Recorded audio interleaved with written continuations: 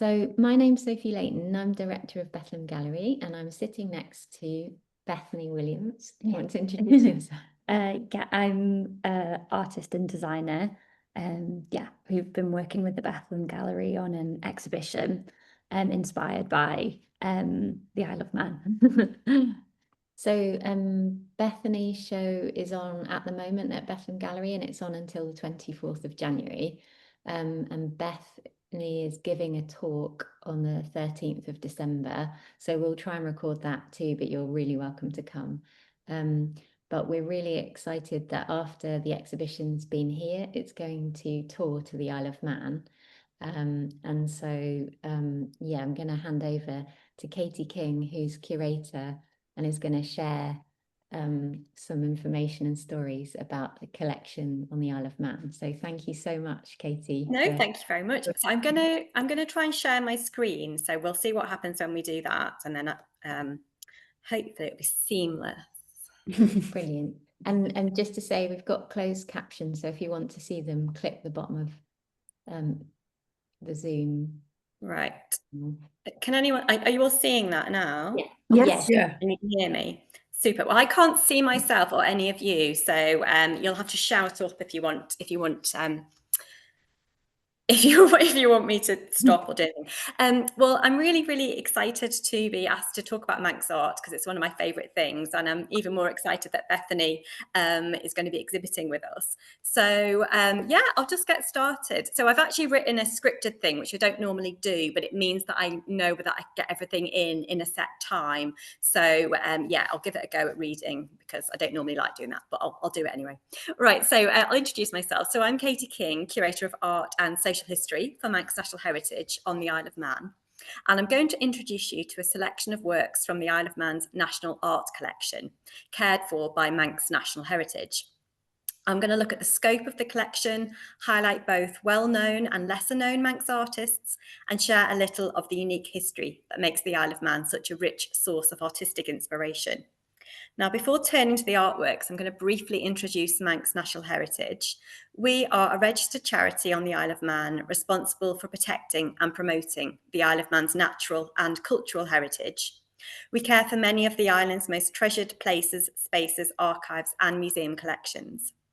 We were founded in 1886, and the organisation began with a remit to collect and preserve the history of the Manx people and the island itself, a principle we still follow today. Our collections are distinctive because they contain only items connected to the Isle of Man. So in 1922, the island's first public museum, the Manx Museum, opened its doors, allowing people to explore and celebrate their own history for the first time. At first, the art collection was rather modest, containing mostly works by celebrated Manx artist John Miller Nicholson, who I'm going to talk a bit more about in a moment. But by 1936, the museum had added a gallery to display its growing number of artworks. Today, the Manx Museum has a purpose-built art gallery and a collection of more than 7,000 artworks dating from the 16th to the 21st centuries. And what makes our collection really unique is the strict collecting policy, whereby we only collect works by Manx artists, works created on the Isle of Man, or works inspired by the Isle of Man. And our collection also includes contemporary Manx art as well. So we collect historic art and also contemporary pieces too. Right, let's dive into some paintings then. So the first painting I want to talk to you about today is one of my favourite paintings from the collection generally. It's really large and imposing oil on canvas that really captures visitors' attention as soon as they walk into the art gallery. Shipping in Douglas by the artist John Holland depicts a really tranquil day in Douglas Harbour and provides a wonderful snapshot of the island at the height of two major industries, the tourism industry and the fishing industry. Now, during the late Victorian period, the Isle of Man reinvented itself as one of the leading holiday resorts in the British Isles. But before this boom, the island faced severe economic hardship with unemployment and emigration threatening its future. But around this time, we got a new governor to the Isle of Man, sort of like Chancellor of the Exchequer. We have our own government here. So under this new governor called Governor Henry Locke, the island transformed rapidly with promenades being constructed, 150 hotels being built in 10 years, and thousands of working class holidaymakers flocking here for their annual holiday. Now, by 1905, when this painting was created, around 600,000 visitors a year were crossing the sea to Holiday Island. So over 500,000 people from England were coming to the Isle of Man for their holidays. 1 in 4 people on the Isle of Man relied on tourism for their livelihood. So in this picture, in the distance, you can see one of the Isle of Man Steam Packet Company's vessels with the smoke coming out of its red funnels, waiting at the newly built Victoria Pier. And you can see swimmers and rowers enjoying the bay. You can also see some landmark tourist buildings, such as the Victoria Pier, which is the Victoria Terminal, which is like this tower, red tower on the left-hand side, and the Falcon Cliff Hotel, which is just to the right of that clock tower, and they appear along the skyline. In contrast, the foreground shows the Douglas herring fleet alongside the Red Pier, which is a reminder of the Isle of Man's maritime heritage. Fishing has been central to Manx life for centuries, although by the late 19th century, this industry had declined. In this painting, Holland has rather romanticised the fishermen, and with their red scarves, they're often mistaken by schoolchildren as pirates in this particular painting, continue to inspire stories in our education programmes. So we do a workshop called Every Picture Tells a Story, where we sort of try and explode these paintings into imaginative stories. It's also why it's one of my favourites, I think, because of all the pirates. The artist John Holland moved to the Isle of Man in 1883, and he became a prolific painter of detailed Manx scenes, producing works that were eagerly purchased to decorate the island's many new hotels and boarding houses. And he's one of many jobbing artists who moved to the Isle of Man during this period to take advantage of the commercial opportunities available. So look at this, and we're going to contrast with this. So to contrast Holland's calm harbour scene, here we've got a far more dramatic maritime painting. Samuel Walter's depiction of the Isle of Man Steam Packet Company's vessel Mona's Isle from 1835. The Mona's Isle was the company's first ever paddle steamer, and it could make the crossing between the Isle of Man and Liverpool in around 8 hours. In good weather, anyway. The noted maritime artist Samuel Walters has captured her battling an almost impossibly rough sea, with smoke billowing from the funnel and the familiar Manx 3 legs displayed on her paddle box. Now, early steamers like this sometimes could take 24 hours to cross the turbulent Irish Sea, and in winter storms, they could be stranded in the sea for up to 6 days, which sounds horrendous. And even after surviving the voyages, passengers, when they arrived in Douglas, still had to climb down a ladder onto a rowing boat and be rowed to shore, because Douglas didn't have any deep water landing facilities. So you had to be very hardy to be one of these early tourists to the Isle of Man. But when you got here, it was really nice. This painting by Glasgow artist William Hardy Hay captures the 2 essential elements of a Victorian Manx holiday.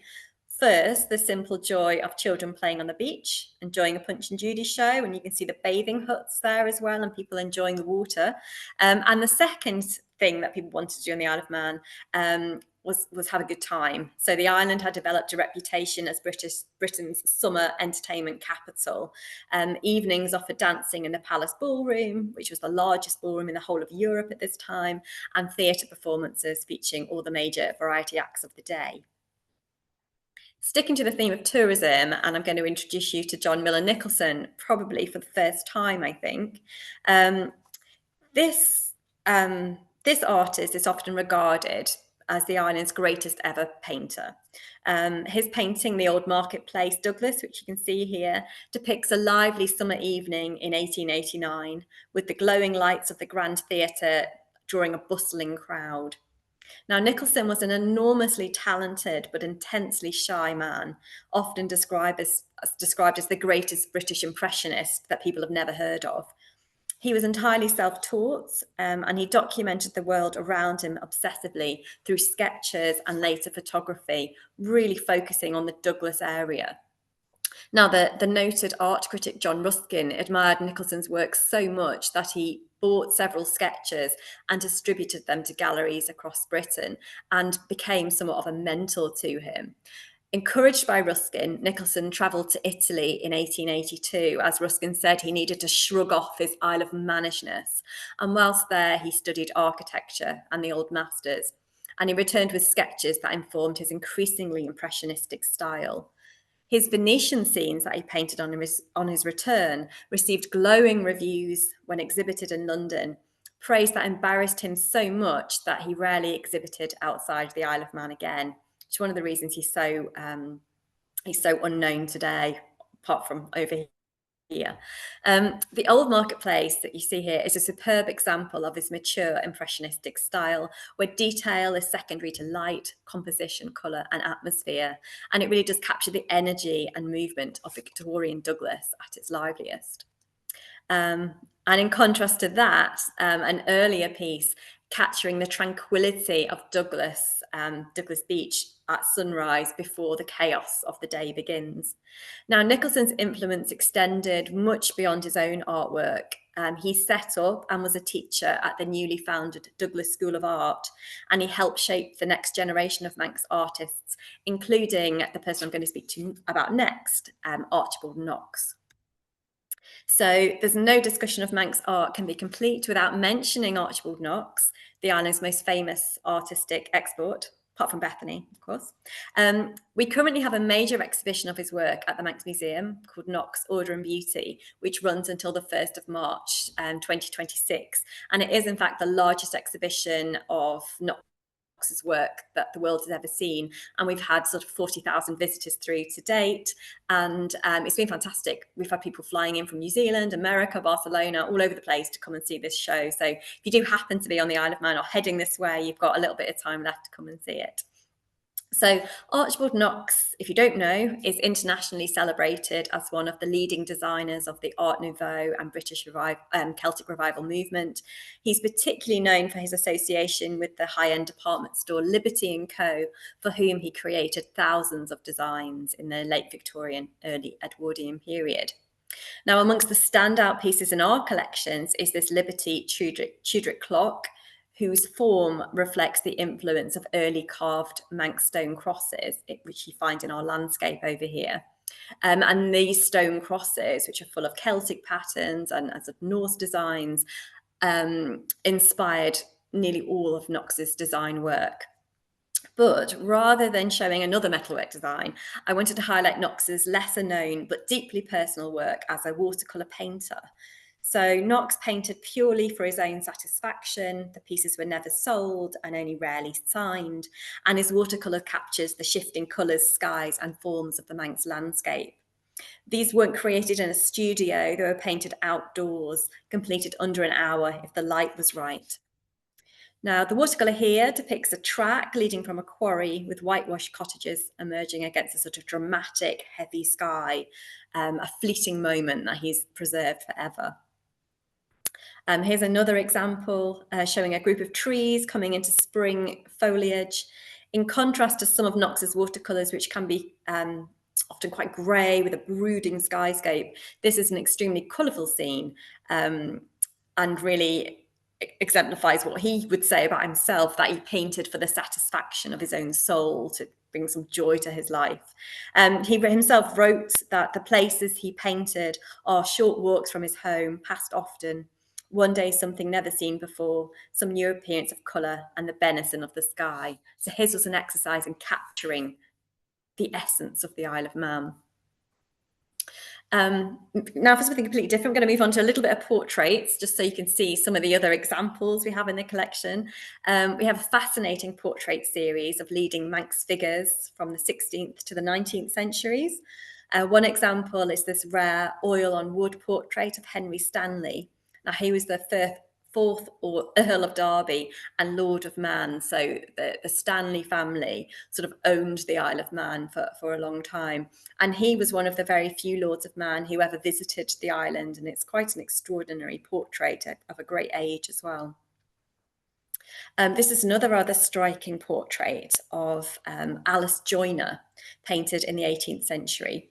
So she's wearing a very vivid yellow dress dyed with expensive saffron, symbolising her wealth and status.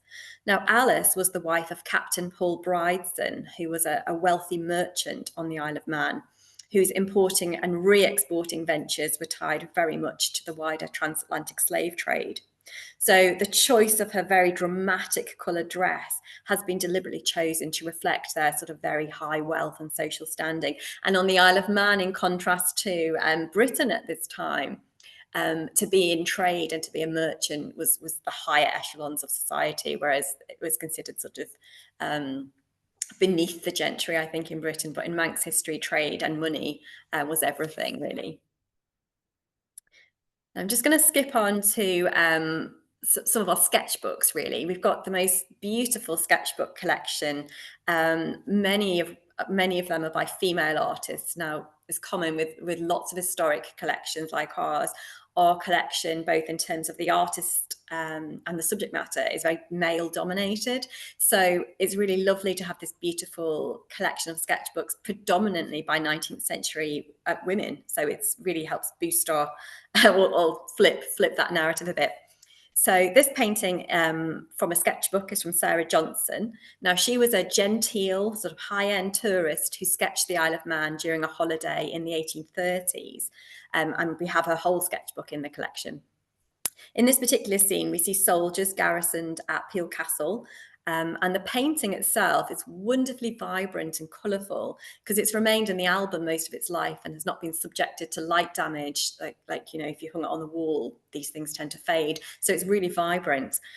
Similarly, we have a number of beautiful other beautiful sketchbooks as well. It was really common for upper class women to sketch with watercolours during this period.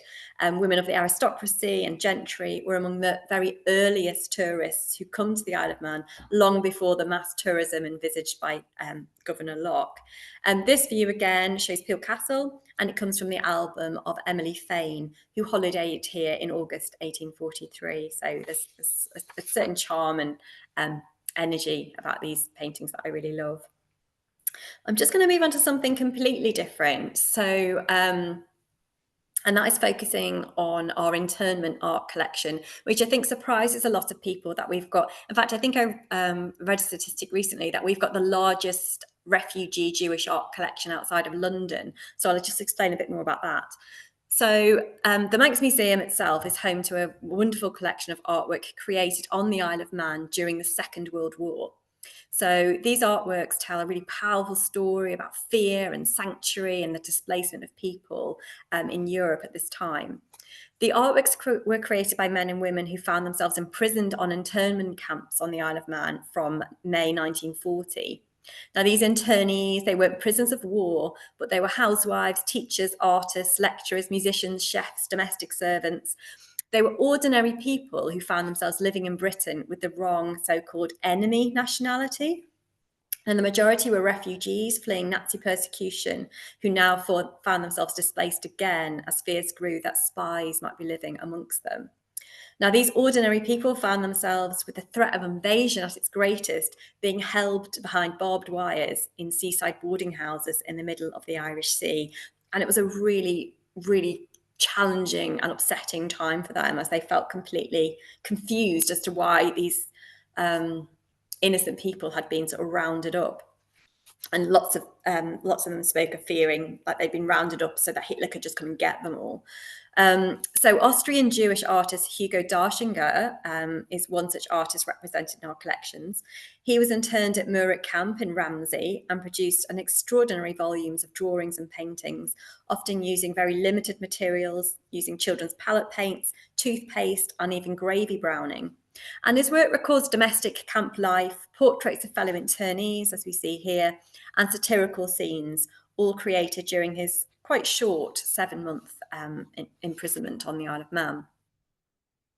And this is another of his pieces. This abstract work was painted on a sheet of newspaper from the Manchester Guardian and is dated Saturday, the 16th of November, 1940.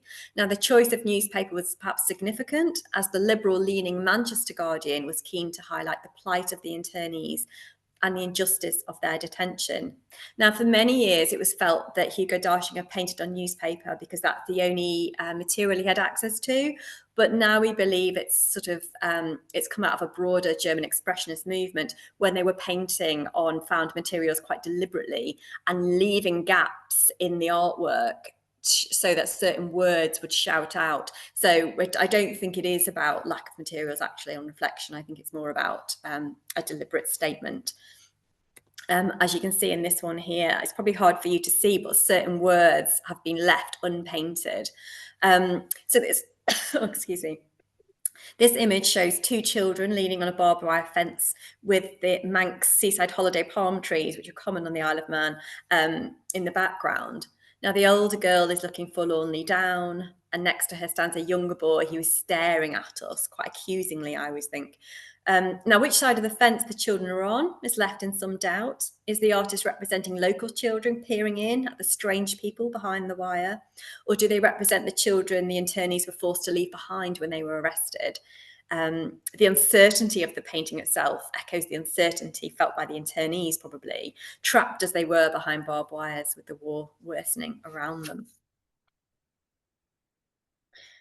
Now, my final set of slides are focused a bit more on contemporary art, or although this is from 1954, not that contemporary, but still. This artwork I want to highlight is called Ugo and was painted by Manx artist and sculptor Brian Neal. It was acquired for the museum in 1968, which marks a new it marks a sort of ambition by the Manx Museum to commit to collecting contemporary work, something that we continue to do today. So it was painted with a palette knife, and the work already, experts say, hint at the sculptural sensibility that would later define Brian Neal's career. Although he had gained a reputation as a talented portrait painter, by the 1950s, he felt quite constrained by such commissions, and he returned to the Isle of Man, which was his home, seeking artistic renewal. It's quite a common thing, actually. I think people find the Isle of Man a sort of sanctuary from the chaos of the world around them, particularly artists. When he returned to the Isle of Man, he began experimenting with wood and plaster and welded steel. And it was welded steel that then transformed his practice. So within a year, he'd produced a series of large metal sculptures and exhibited them in London and established himself as a sculptor. So Brian Neal, RA, he sadly passed away in September, but he remains a celebrated sculptor worldwide and is deeply loved on the Isle of Man. His sculptures can be seen all over the place over here, including in Arada, which is outside the Manx Museum. You can see here it's being installed in 1977. His paintings, his paintings, sketches and sculptures form an important and inspiring part of our national collections here. And sticking with contemporary art, and again, it's not really that contemporary, but well, I'll carry on anyway. This painting forms part of a large collection of artworks by Alan Milner, which were donated to the Manx Museum in 2011. So Alan Milner, if you've not heard of him, was a really leading 20th century British abstract painter who came to live on the Isle of Man in 1950. He'd already reached huge fame, particularly in Europe, for this sort of really expressive art. So he retired to the Isle of Man as a relatively young man, and he didn't need to live in London anymore. He had no connection to the Isle of Man before that. He just decided, he came on holiday once as a young boy here and loved it, and decided that he had enough money now, he was going to live here forever. So he embraced an abstract style, which was really cutting edge in the 1930s, and his work was celebrated across galleries in Britain and across Europe, and a number of the major institutions in Britain hold examples of his early work. His style of art was considered rather avant-garde, though, for the Isle of Man, which at the time was more used to sort of landscape paintings. And after an exhibition of his work in 1951, a local newspaper commented rather politely that, well, I'll read it from you. No doubt there will be much argument about the theories on which Mr. Alan Milner's work is based. The most prejudiced of conservatives, however, must grant him the courage of his convictions and a very high degree of originality and technical attainment. No one can be failed to be impressed by his draftsmanship and the sense of colour, form and composition, which all his works displays. So it's more or less saying, we don't really like it, it's not very good, but he's tried really hard, which is the most praise he ever got on the Isle of Man. And we've recently discovered that we have the largest holding of Alan Milner works in the world, which we didn't know about. We didn't know we had this large holding. So we've recently had it all photographed, and we've had all sorts of inquiries from people interested in particularly British surrealism, and they're hoping to do an exhibition of some of his pieces in Salford soon. So that'll be really nice. Okay, so the final piece I want to talk about is another abstract piece by a beloved artist on the Isle of Man called David Fletcher. He sadly died a number of years ago, and this piece is called Between the Fire. Now, David Fletcher became the course leader of the Fine Art and Design degree course held runs at the Isle of Man College, a post that he held for 22 years. And he really over his career, nurtured, developed and encouraged not just his students, but he started a whole art movement on the Isle of Man that still exists to this day. The Isle of Man has a very vibrant art scene. The college course that he used to teach on, which is now delivered through University College Man, is still considered one of the best art degrees that you can have. And I know Bethany studied under the UCM scheme as well. So he's a really inspirational artist, and we have a number of his pieces in our collection because his work is fantastic, but also he was so well known and well loved on the Isle of Man.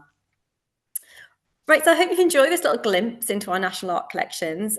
Many more works are available for you to see online through our digital collections site, which is imuseum.im, or you could just search Manx art and it will come up. Or you can, if you use Art UK, if you're familiar with that website, many of our artworks are on there. And you can also explore our holdings through our Bloomberg Connect digital guide. So we have a guide to the Manx Museum, which is free under Bloomberg Connect if you have that app on your phone, and you can hear snippets about different paintings, and you can see the sorts of things we look after. So we hope I hope this inspires you to explore more of the island's remarkable artistic heritage, and hopefully to go and explore Bethany's work as well, because she is part of this movement on the Isle of Man that creates such amazing artists. I'm going to stop sharing and then hand you back to Bethany, I think. Not Bethany, Sophie. Yeah, thank you so much. Thank you so much. That was fantastic. Yeah, that was. Do you want to say anything in response, or should we go straight to questions? I've got some questions. Have you got questions? Yeah. Okay, maybe. Is that all right, Katie? Yeah, of course. Yeah. Does anyone else first have any questions? Oh. Mark, there's another artist in the room. He's hiding with his shortbread. Yeah. So he's got a question. My question was just an interest, really, how if you can give any examples of how artists today use your collection for research. Yeah. So a number of years ago, Art UK, I don't know if you know that charity, they photographed nearly all our oil paintings and for free, which is amazing. So we've got a huge collection here at Manx Heritage of everything, everything connected to the Isle of Man. So we can't photograph everything and get it all online, but loads of our artwork has been photographed. So I think it's over 70%. So loads of our assets that are often in storage can be seen, viewed and enjoyed, including our interment art collection. So I know that our art inspires lots of people all over the world because you can view it. But we have a good relationship with the University College Man, who teach the fine art degree and various other different degrees on the Isle of Man. In fact, they came in a couple of weeks ago, so they bring all 3 years together, and we do various experiences in the art store, in the art gallery, and in this instance in our Knox exhibition as well, doing a lot of work studying the Celtic interlaced patterns and things that inspired Knox. So yeah, we try to use our collections as best we can, particularly with younger children as well. So I think I referenced in my first painting, we do every picture tells a story, where we encourage people to come in and not become so bogged down with what you know, who painted it and why they painted it and when they painted it, but just to bring the painting to life through your imagination. And there's a wonderful artist called Eileen Share on the Isle of Man that does these beautiful sort of dreamlike paintings. So we exhibit her work. We've exhibited her work a number of times for the same reason, to try and encourage people to feel a sense of peace, I think. And our art gallery is really nice. So and we're right in the centre of town, so people often come here just for a bit of a break from the day to day. Thanks so much. Mark, you've got one. No, thank you, Katie. That was really good. I didn't know like near enough everything that you talked about. I've been to the museum several times. I've been there this year. But yeah, Hugo's work. I do paintings on newspaper as well. So I did look at them. He had an exhibition. Was it this year or last year? We exhibited some of his work as part of our refit of our art gallery, which we can't exhibit it very often, sadly, because of the fact it's on newspaper and it's got these, because he used children's colour paints, they haven't got any sort of, what's the word, pigment strength, so they're very vulnerable to light. We had an exhibition many years ago, probably 15 years ago now, down at the Sale Gallery, which we shared. We had a joint exhibition. Yeah, so his work's fantastic. And he actually exhibited, when he left the Isle of Man in 1941, early 41, he had an exhibition called Art in Exile, where he exhibited the body of work he produced in the internment camp around Britain in an attempt to highlight the plight of the internees, who had largely been forgotten. They were sort of rounded up, dumped on the Isle of Man and forgotten about. So it's because of men like him that kept that story alive to release them, which they ultimately were, unless they were genuine fascists, at which point they stayed the whole time. Yeah, Pilates was there as well, because I was doing some Pilates underneath the moon Sorry, I didn't hear that. in the church. Pilates. Oh, yeah. Well, that was the First World War. So they did it in the First World War as well. They imprisoned enemy aliens. Yeah, Kurt Schwitters was here for a time as well. So there was a big groupage of artists who had fled Nazi Germany after Hitler declared, degenerative art, or sort of modern art was degenerate. So a lot of them fled here, and then by coincidence, a number of them ended up in the same internment camp. So they had a university in this particular camp, with these, world leading professors who were here. So it sounded quite an invigorating experience for some, if you could get around the fact you're imprisoned for no reason. Yeah, I've got a piece of work for you as well. After I'm going to get your details, I'm going to send it to you. Okay, cool. I bought a wardrobe in Peel, I think last Christmas, but someone's painted the inside of it. An Isle of Man artist, Nathan Grace. Not someone I'm familiar with. Yeah. I'll have a look. Send me a photo. Will do. Well, it's a little video, so it's inside the wardrobe. Excellent. Amazing. Does anyone else have any more questions? Yeah, do you have any, is that with contemporary art? Do you have any more contemporary art within the collection, or? Yeah, so we have a collecting policy whereby we're not Saatchi. We can't go around and spot the next best thing and throw money around buying art, because we don't have a budget for that. So when it comes to contemporary art, we have a sort of parameter, and it's an established Manx artist. So it tends to be people that have had a career in art. It doesn't need to be a professional career necessarily, but we tend to collect pieces from people who are sort of have a certain pedigree. I think in the 1990s we were collecting much more sort of edgy art, I think, and then those people sort of never really materialized into what they were predicted to be. So we're a bit more cautious about what we collect, just for reasons of space, really. So when we consider someone to be an established Manx artist and we decide we do want to represent them in our collections, we then approach them directly and say, we're interested in acquiring a piece of your collection, for our collection, sorry. Is there any piece that you consider to be particularly special or that represents your story? And so often we do it that way, really.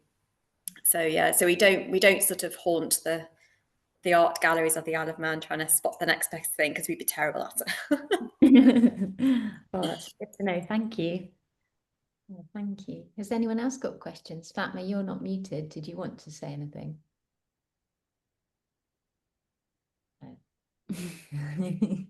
I'm not sure if I inadvertently Muted everyone. Yeah. Has anyone been to the Isle of Man before? Hello. Can Hello. you hear me? Yeah. Yeah. I'm actually part Manx by birth, Oh, good. though living in London. I'm particularly interested in ceramics. I was wondering what the Manx ceramics field was like. So, well, Beth could probably answer better than me. In terms of our collection, we have a number of pieces by a Manx. Well, he's Manx, but he lives in the UK now. An Oscar Martin Hearn. He was a ceramicist, and he taught ceramics for a long time. We also have on the Isle of Man the Susie Cooper Museum. So I don't know if you're familiar with Susie Cooper, the fantastic, which was leading pottery designer. So there's a huge collection of her work on the Isle of Man, none of which is actually in our collection by virtue of the fact that she's not from the Isle of Man. And then, but yeah, I think there's quite a lively ceramic scene. We don't have much decorative arts in our collection at all, actually. We're much more sort of 2D and sculptural, I think. But Bethany, you got into your ceramics when you were here, didn't you? Yeah, I started at the Isle of Man College, just doing the beginners and then the intermediate. But I loved like going back as well, you know, like because it's where I did my art foundation and was kind of like my favorite year. So I think it was really nice to just like return to the Isle of Man College, and they've got like a clay the art society there have a clay membership that you can join, which is on like a Thursday night, and then you have access to their studios, I think 4 days a week. And then there's quite a few like ceramicists with their own kilns as well. I do I think that she makes beautiful pots. I've forgotten her name. Is it Jo? I know, I can't think of her name. But she makes these beautiful pots, but she embosses them with sort of contemporary stories around the outside. That it's fantastic. So she's someone we probably like to sort of track down and say we should like to put something in the collection because she's fantastic. But her name escapes me right now. Yeah. Anyway. Joe Levy? No. It's something like that. Yeah, I don't know if it's Levy. I don't know. Come back to me. Thanks so much. Good question.